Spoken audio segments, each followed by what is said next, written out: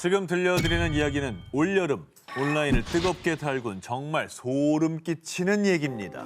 칼바람이 불던 1월의 어느 날 A씨는 지하철 2호선 서울대 입구역에서 1시 7분 신도림 방면 전철에 탑승했는데요. 왜 출발을 안 하지? 문은 왜 다시 열리는 거야? 그리고 그때 열린 전철문 사이로 보인 충격적인 광경. 분명히 A씨는 서울대 입구역에서 전철을 탔고 전철은 출발하지도 않았는데 플랫폼 벽면에 떡하니 적혀있는 사당역. 2호선인데 방향도 잘 탔는데 순환선? 너무 졸아가지고 설마? 설마 이렇게 돌아가지고 설마? 그렇게 간 거지. 아, 나 그럴 수도 있다고 봐. 나도 그런 적 있어. 뺑뺑 돌잖아 2호선은. 마치 순간 이동이라도 한 듯 순식간에 뜬금없이 사당역에 던져진 A씨. A씨와 같은 전철에 탑승했던 커플 역시 당황을 금치 못했고요. 뭔가 이상한 기운을 느낀 A씨와 커플은 미친 듯이 출구를 향해 뛰었는데요. 그리고 그때 정말 소름 끼쳤던 건 A씨가 지나친 계단 아래 보이던 시커먼 폐허. 정체모를 공포에 휩싸여 사력을 다해 뛴 A씨는 겨우 사당역 9번 출구를 통해 밖으로 나왔는데요. 그런데 분명 그날은 1월 한겨울이었지만 거리의 사람들은 반팔 차림. 그곳은 한여름이었습니다.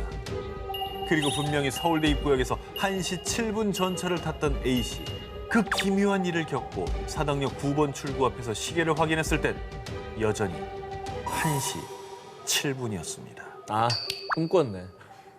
꿈꾼 거야, 꿈꾼 거. 꿈에는 뭐든지 할 수 있어, 그죠? 난 뭐 화성도 갔다 왔어, 꿈에서. 정말로? 아, 그럼. 이 이야기는 A씨가 직접 겪었다는 실화입니다. 사당역에 뭐 있나라는 제목으로 온라인의 D 커뮤니티에 게재해 지난 6월 누리꾼 사이에서 큰 화제를 모았는데요. 누리꾼들은 당시 A씨가 도착한 사당역의 플랫폼 벽면이 갈색 벽돌의 스테인드 글라스 창문이었다는 점에 주목. 그거 옛날 4호선 개통할 때 인테리어와 똑같잖아. 그럼 1985년 과거로 회귀한 거야? 진짜? 완전 소름? 이란 반응을 보였고요. 일명 사당역 괴담에 많은 이들이 공포에 떨었습니다.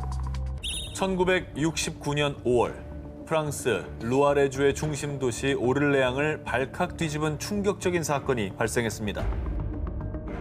그 얘기 들었어? 윗골목에 사는 여자가 도로패 갔다 실종됐대. 아 또? 이게 벌써 몇 번째야. 옆 학교에 다니는 애도 그 매장에 갔다가 실종됐잖아. 의문의 실종 사건이 발생한 곳은 도르페란 이름의 의류 매장을 포함해 무려 6곳으로요. 피해자들은 전부 젊은 여성이었습니다. 젊은 여성만 없어졌다면 그러니까. 납치 의심이 좀 되네요. 뭐 납치하는 조직들 있을 수도 그렇죠. 있고 인신매매범들. 그렇지. 뭐 오를레앙 의류 매장 실종 사건의 내막은 너무도 끔찍했습니다. 일단 매장에 젊은 여성 손님이 방문하면 매장 주인이 다가와서요. 어머, 이 옷 너무 잘 어울리신다. 아, 저기 탈의실 가서 입어보세요.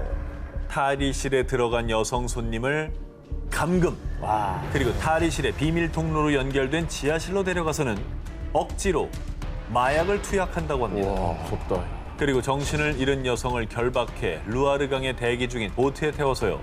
중동이나 남미로 보내 여성들을 성노예로 만든다는 겁니다. 와. 여기서 더 큰 문제는 피해자가 점점 늘어간다는 것.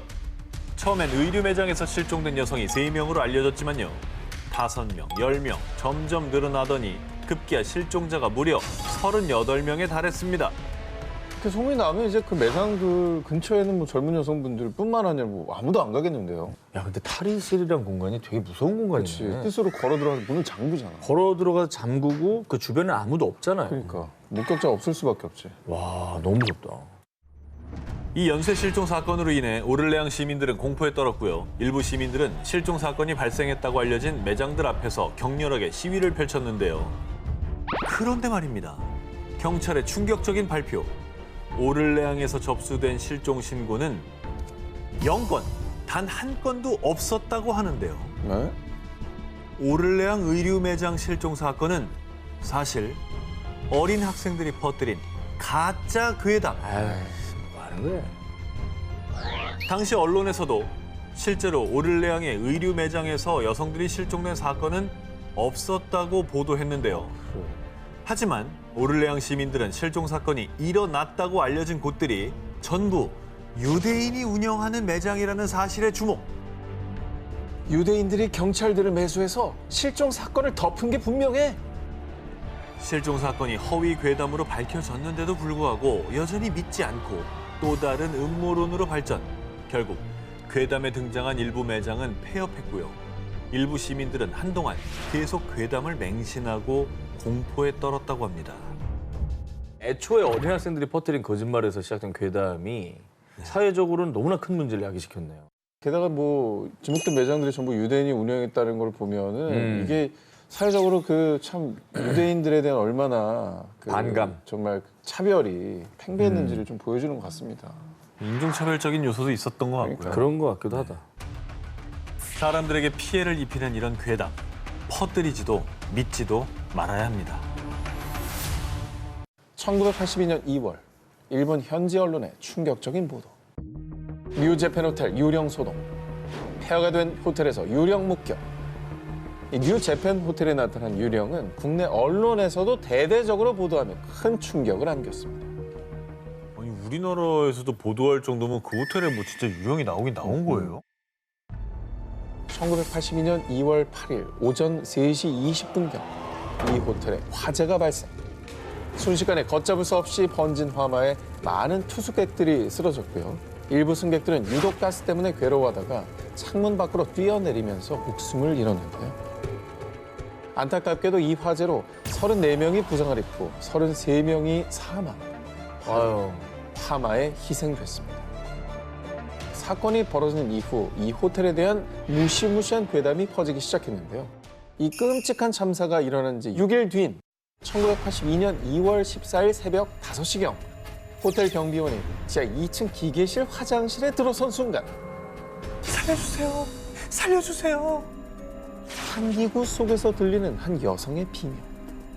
하지만 그곳에는 아무도 없었습니다. 뭐야. 그리고 6일 뒤인 2월 20일 밤 10시경 이 호텔의 또 다른 경비원 2명은 비상계단 6층을 둘러보던 중 지금 이 목소리 들리죠? 저도 들려요. 여긴 우리 둘뿐인데. 분명히 비상계단에는 경비원 2분밖에 없었지만 분명히 들리는 정체 모를 남자들의 목소리.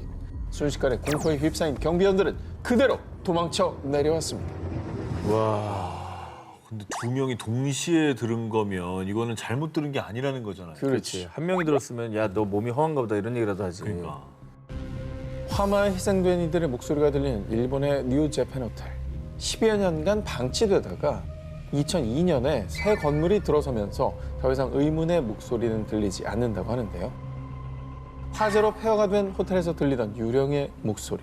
정말 그 목소리는 화재로 희생된 이들의 피 맺힌 절규였을까요? 이제는 부디 끔찍한 기억에서 벗어나 편히 쉬고 있기를 바랍니다. 1984년 미국 플로리다주 템파. 17세 소녀 리사 맥베이는 홀로 귀가 중이었습니다. 그런데 소리 지르면 죽여버리겠어.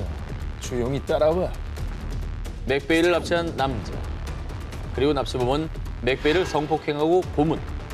맥베이가 처한 현실은 지옥보다 더욱 끔찍했습니다. 하지만 마지막까지 희망의 끈을 놓지 않았던 맥베이. 아저씨, 우리 아버지가 많이 아프신데 간호할 사람이 저밖에 없어요. 아저씨, 원래 좋은 사람이죠? 저 풀어주시면 제가 여자친구가 돼드릴게요. 사실 맥베이는 부모에게 버림받고 할머니와 살고 있었지만요. 납치범의 동정심을 유발하고 간곡하게 설득했습니다. 그리고 그 결과 맥베이를 다시 풀어준 납치범. 정말 다행히도 맥베이는 납치 26시간 만에 무사히 집으로 돌아올 수 있었습니다. 정말 다행이네요. 불행 중 좀 다행이네요, 진짜. 마음이 바뀌었나 봐요, 그죠? 일단 설득하는 그게 성공을 한 거네요. 뭐 양심은 남아 있었나 보죠. 그러니까. 과연 그럴까요? 풀려난 맥베이는 경찰에 신고.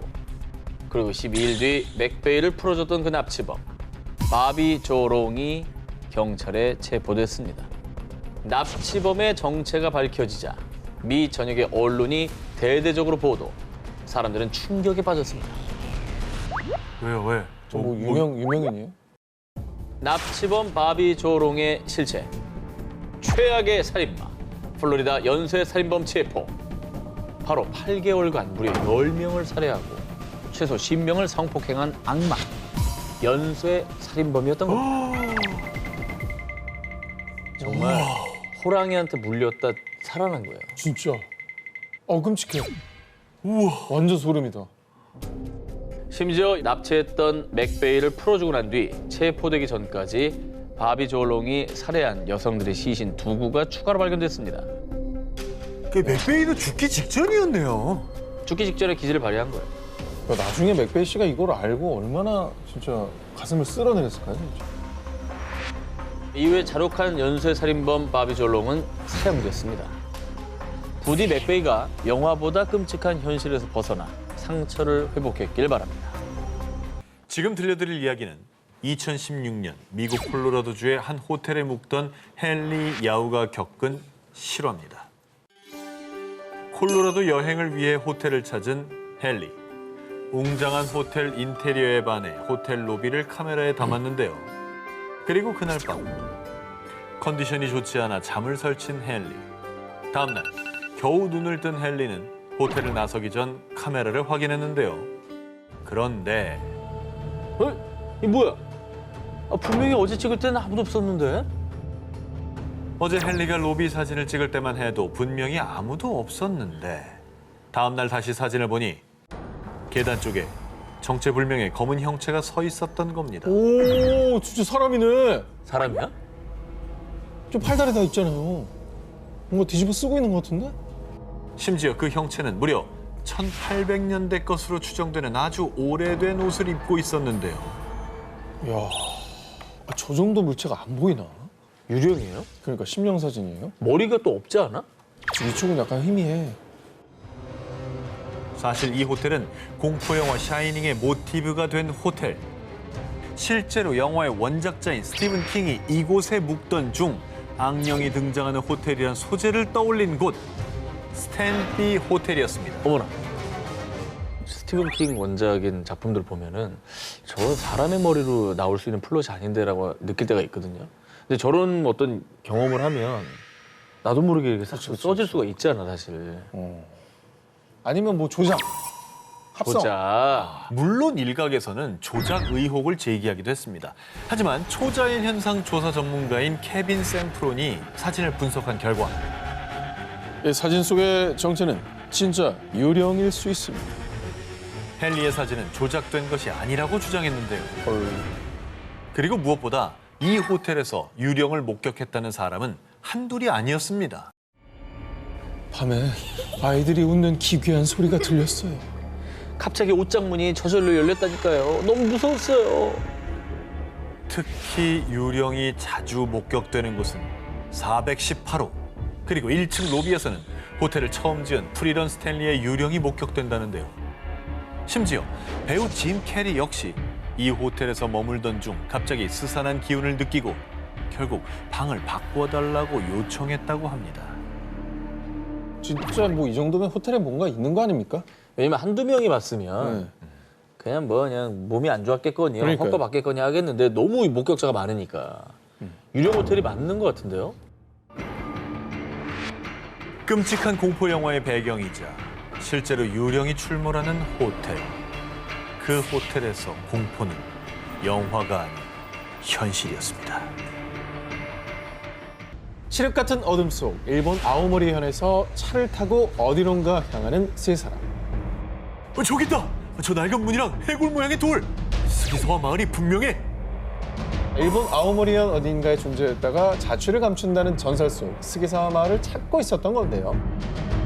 스기사와 마을은 지도에서조차 존재하지 않는 곳으로 2000년에 한 일본 방송에 소개된 이후 세 사람은 호기심에 직접 스기사와 마을을 찾아 나섰던 겁니다. 그런 데가 있어요? 근데 저기 갔다가 못 돌아오면 어떡하지? 하지만 마을을 찾아냈다는 기쁨도 잠시, 막상 도착하니 아이아는 알 수 없는 공포에 사로잡혔는데요. 기묘한 분위기를 풍기는 폐가에 들어가자 소스라치게 놀란 세 사람. 이들이 마주한 것은 벽을 온통 채운 핏자국들. 그리고 아야는 수많은 시선이 지켜보는 듯한 기운에 온몸에 소름이 돋았고요. 심상치 않음을 느낀 세 사람은 마을을 빠져나가기 위해 있는 힘껏 달렸습니다. 자, 그런데 이상한 것은 아무리 뛰어도 마을을 빠져나갈 수 없었다는 건데요. 와, 아야는 우여곡절 끝에 차를 발견해 서둘러 차에 시동을 걸었지만 아무리 걸어도 시동이 걸리지 않는 차. 바로 그 순간. 창밖에 여기저기 널려있는 피투성이의 손들. 소름 끼치는 손들은 아야가 타고 있던 차를 흔들어댔습니다. 전해지는 바에 따르면 세 사람은 다신 볼 수 없었다는 겁니다. 아니 근데 존재하지도 않는다면서 이 스기사와 마을은 왜 이렇게 무서운 전설이 있는 거며 그 사람들은 진짜 어떻게 된 거며 너무 궁금합니다. 일본에서 전해지는 바에 따르면 과거 아오모리현에 코스기라는 마을이 존재했었는데요. 이 마을의 또 다른 이름이 스기사와 마을. 자, 그런데 1938년 이 스기사와 마을에서 한 청년이 귀신에 홀린 듯 도끼를 휘둘러 주민들을 모조리 살해해요. 이후 청년은 스스로 목숨을 끊었고요. 폐허가 된 스기사와는 지도에서도 영영 사라졌고 악령이 깃들어 시간의 왜곡 속에서 존재했다가 사라졌다는 괴담이 전해져 오고 있는 겁니다. 아, 이게 그러니까 실화인지 괴담인지도 모르는 약간 그 증명되지 않은 전설 같은 뭐 이런 거네요. 부전으로 넘어오다 보니까 이제 일본인들이 믿어 의심치 않는 스기사와 마을. 이곳은 정말 사라져버린 전설의 마을인 걸까요? 이번 소개할 특종의 배경은 미국 시카고의 월드페어 호텔이라는 곳인데요. 유령 호텔 식상합니다. 저런 그림으로 보여주는 거 보니까 지금 시카고에는 없는가 보죠. 뭐 식상하다 말씀해 주셨지만 그냥 일반적인 호텔이 아닙니다. 이 호텔의 정체를 알게 되면 아마 경악을 금치 못하실 텐데요. 영화보다 더 공포스럽고 끔찍한 월드페어 호텔의 실체 지금부터 알려드리겠습니다. 의과대학을 졸업한 헨리 하워드 홈즈가 1889년 27세의 나이로 직접 설계한 월드페어 호텔. 그런데 자꾸만 사람들이 소리 소문 없이 사라져요. 당시 시카고에서는 3년 동안 수백 건의 실종 사건이 발생. 이를 이상하게 여긴 경찰은 수사를 시작했는데요. 그러던 중 경찰은 실종자들 중 대부분이 월드페어 호텔의 투숙객이었다는 공통점을 발견했습니다. 호텔만 갔다 하면은 사라진다는 거네요. 저기만 그게- 들어가면. 그게 말이 돼요? 자, 이에 경찰들이 호텔을 급습. 그런데 그곳은 어딘가 달랐습니다. 일반적인 호텔 객실처럼 보였지만 공간 변형이 되는 벽체 뒤로 완벽한 방음 시설을 갖춘 창문이 없는 방이 또 있었고요. 복도는 막다른 길로 향하는 미로처럼 되어 있었습니다. 어머, 또한 가스 주입용 밀폐 공간에 해부실, 거기에 소각장까지 발견. 그곳은 사실 낮에는 평범한 호텔, 밤이면 빛빛으로 물드는 홈스만의 살인 공장이었던 것. 와, 자기만의 무슨 덫을 만들어 놓은 거네요, 그 그냥. 미로서로 그 안을 다 꾸며 놓은 거예요. 그러니까 호텔이 무서운 게 내가 저 집 구조를 모르잖아. 모르지. 사실 그는 미국 최초의 연쇄 살인범으로 알려진 인물. 와, 홈스는 호텔 투숙객들을 밀실로 끌고 와 온갖 보험 서류에 서명하게 한 뒤 가스실에서 살해. 이후 시신은 해부용으로 의과대학에 팔며 이중으로 돈을 벌었는데요. 당시 이 괜찮은 시신 표본을 얻기 어려웠던 의과대학은 단순히 무연고자 시신이라고 생각, 별다른 의문을 제기하지 않았던 겁니다.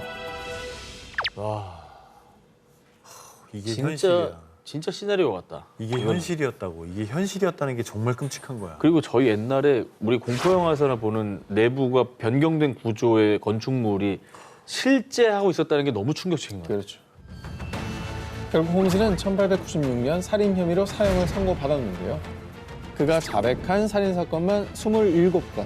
하지만 사람들은 수백 건에 달할 것이라고 추정하는데요. 극악무도한 연쇄살인범에 의해 지어진 살인공장 월드페어 호텔.